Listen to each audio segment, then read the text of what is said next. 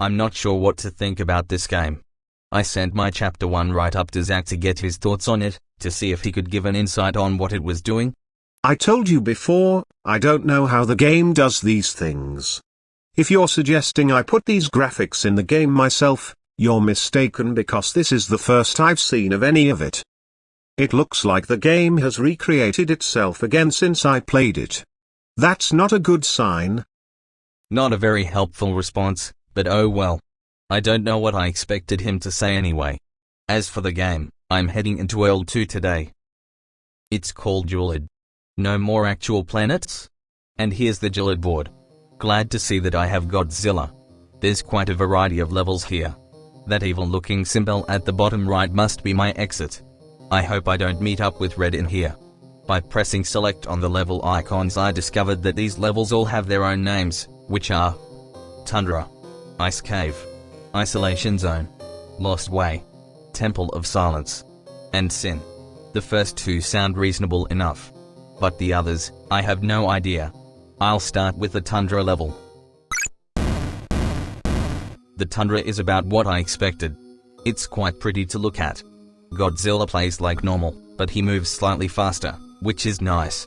The music here is a new track which has a subtle yet foreboding vibe to it. It has a definite wintry sound, and seems more advanced than the usual NES music. Stage creatures are no longer dinosaurs, instead the Tundra is populated with various weird beasts. I suspect this will be the case for the rest of the game, but I don't know. There's not a whole lot going on in here. I don't have to use many attacks because most of the creatures here are non-aggressive. It's rather calming. The snowfall has turned into a blizzard. It's hard to see and I'm coming across more and more bodies buried in the snow. The snow went berserk and made it almost impossible to see when I reached the end of the level. When it started coming down like this, I could tell that my observation time was over, so I got to the end quickly. There wasn't much resistance from enemies. Actually, I didn't come across anything living near the end. After having to deal with the blizzard, I'm somewhat glad that this level is indoors. I can't go left for obvious reasons, so I head on to the right. The music is very odd, somewhere between relaxing and mind-numbing. These blue creatures are enemies that chase me around. They don't deal much damage, but I prefer to outrun them, trying to conserve my health. There are numerous spiked pits I have to jump over. It's tricky to do so without running into the beasts. You can see me failing at that in the screenshot. I also have trouble with these things that use freeze breath. They seem to hone in on my presence and wait to attack at the most inconvenient spot. The level ends with a mini-boss fight against this crystal-covered creature. There's very little room to move without getting stabbed by icicles, though the boss doesn't seem affected by them. He moves fast and can spin in the air, but he's not much tougher than the other enemies. The first real boss is a crab called Ganimes. Maybe that's a Godzilla monster, I've never heard of it before. Fight was quite easy. The crab moves forward and back while snapping with its claws, then jumps and spits. I made short work of it by constantly kicking it in the face. Things are going pretty well so far, but I'm only halfway through. This level is some kind of platform in space surrounded by floating crystals. Very slow, lonely sounding music playing in here. Some of the crystals have baby-like things inside them, which I can knock out by punching the crystal.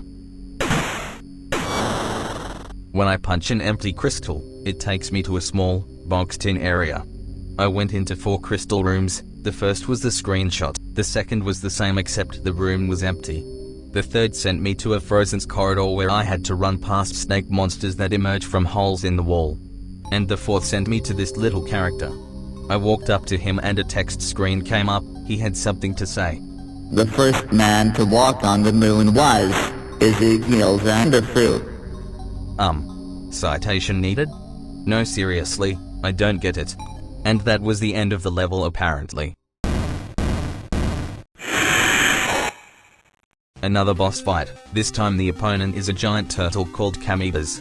It's slower than Ganimes and doesn't have any ranged attacks. But it's more damage resistant, and doesn't seem to move in a set pattern. Sometimes it extends its neck out to bite me, but it's easily avoided. I'm getting a little concerned by how low my health is. I can only hope the game increases my life meter soon.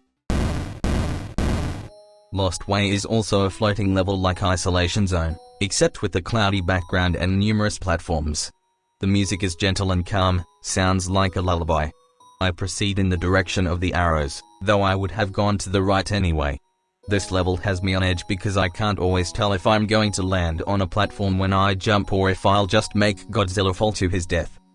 It might seem like the platforms are densely packed from the screenshots, but it's more like there are clusters of platforms throughout the level, some of which have wide spaces in between them. I'm having to make many leaps of faith. There are plenty of creatures here, some of which are enemies from previous levels.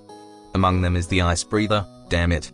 It's easier to get rid of them here than it was in the caves, because I can make them fall off the blocks. I kill all the ice breathers I see to prevent having one of them freeze me mid-jump. After wandering around for a few minutes I found this platform of gold blocks that moves up and down. It took me down to an area with a blue dinosaur. Why is everything blue and Gelid? Which I thought was an enemy at first, but instead of attacking it started following me around. As the dinosaur and I march on, we see many other creatures wandering around, looking just as confused as us. That's when I realize that the arrows don't actually lead anywhere, they're intended to lead the occupants of this place into dead ends. So now I'm ignoring the arrows, and instead looking for the gold blocks. I've got no idea which direction the exit might be, but I have a hunch that those will lead me to it. There's also something that looks a floating blob of snow. Don't know what that's about. After using 2 more gold elevator blocks we found this little guy, who spoke. I am Usol. I don't know how I got here. Please help me. I felt sorry for the poor what's-it, so without even thinking about it I blurted out sure. Thank you. He responded to what I said, and that freaked me out. I hadn't pressed any buttons or anything, but Usol heard my voice. Somehow, it made me jump, but Usol seems harmless enough. So I'm gonna keep on looking for the exit. And we found the exit. Took about 6 minutes of backtracking, the exit ended up being somewhere behind the spot where I started. Right from the start, an enemy comes crawling at me. It's a slug-looking thing with its arms tied and mouth sewn shut. It has no attacks except running at me. There is no music, or any other sound here. There's lot of enemies in this level. I'm attempting to jump over, run past them. The temple appears to be nothing but a hallway of enemies. Got to the edge of the hall. There was a drop which put me at another hole beneath the first one, going back to the left. I don't have a lot to say about this level, except that it has some damned strange looking enemies in it, and the complete lack of sound gives me an uncomfortable feeling. Not to mention the statues. Here I am going through the end of the level. Lots of those ugly multi-face head things are floating around. And that's the last of the Gelid levels. Well, almost. Still have to get through Sin. Before I dive in there, I'm trying to figure out what this might be. The name is very vague, but suggests that this will be something unpleasant. The level icon doesn't give me any hints. Yeah, I don't know. Here goes nothing. It's a boss fight. I should have known. As soon as I heard the music I could tell this would be a boss. Got up close and heat beamed, but he kicked me. It didn't do much damage, but I've only got 4 bars left so I can't take too many hits. I try to run up and hit and get smacked aside. If I'm too far away he starts using a freeze beam out of his eye. The only way to beat him is to keep moving constantly. The hyperactive squirrel method of battle proved to be a winner. Lethar eventually grabbed Godzilla, and that's when he got a heat beam to the face.